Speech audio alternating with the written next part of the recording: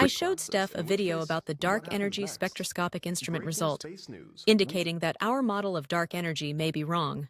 I looked up the paper, was it the paper? I think I read like a Quanta article, not the actual original paper, so a pop sci coverage. And the main thing I got from it is that the observations we have now are 4.2 standard deviations away from what the standard model predicts, meaning, probably wrong. So for me, this is exciting. Like, this is new science, right? What's exciting about it?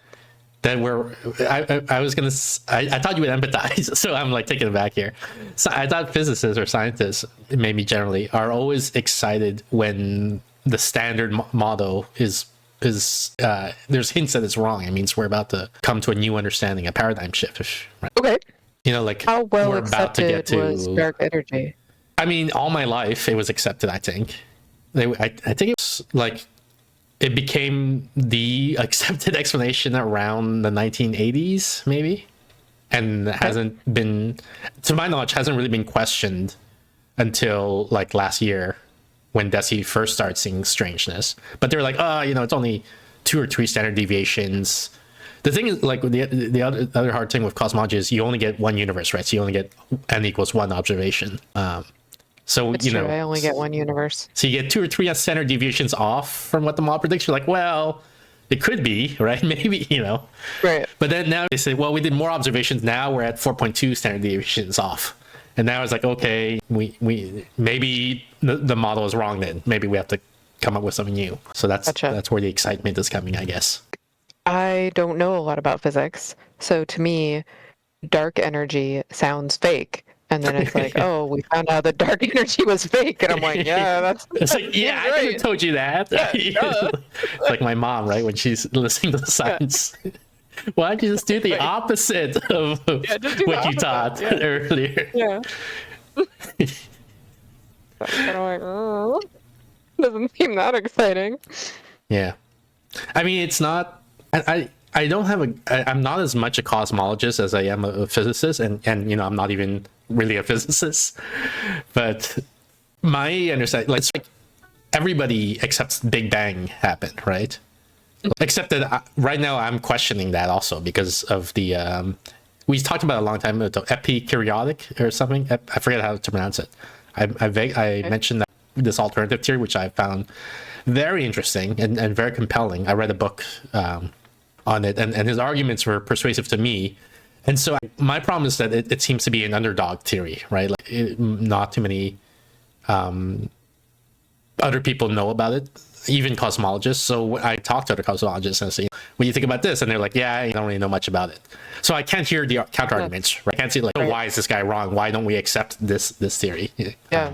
I have that trouble with like some theories of consciousness or predictive coding or things like that, where I'm like, it sounds compelling to me, but I don't know anyone who could tell me what the counter arguments are, or if people believe this or not, or it's tricky.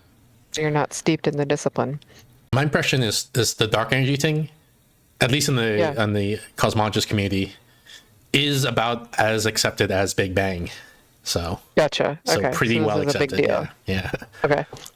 To me, I mean, obviously dark energy is fake, so... Yeah.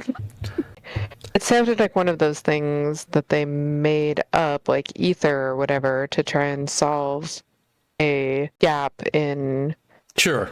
And I think that is a fair comparison. But that said, ether was accepted at the time, right? They were like, this is our best explanation. As far as we know, there is an ether, because how else are the waves traveling? And I think... to a layperson, you're just like, well, yeah, but it's not going to be that. We've had a lot of times where we just kind of had to make up a constant and like... Yeah, it's so interesting what you're talking about to me, like the perception of science, right? Not the science itself. And also, because the thing is, like, there's this argument from authority, which is usually considered a fallacy, but it has some Bayesian power, right? Like the experts are the experts because they know more about the topic than you. Yeah. So if all the experts say something, they recommend, then it's higher probability that it's true. Like, it doesn't prove that it's true, like from an Aristotelian thing, and that's where that's why it's a fallacious.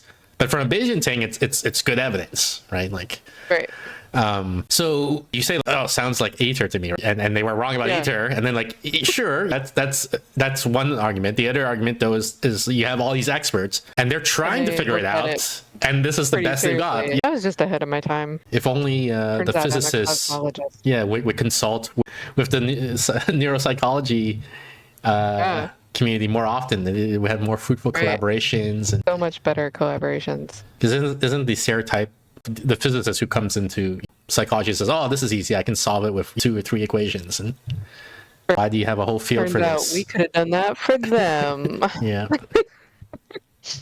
I could have told you dark energy was fake.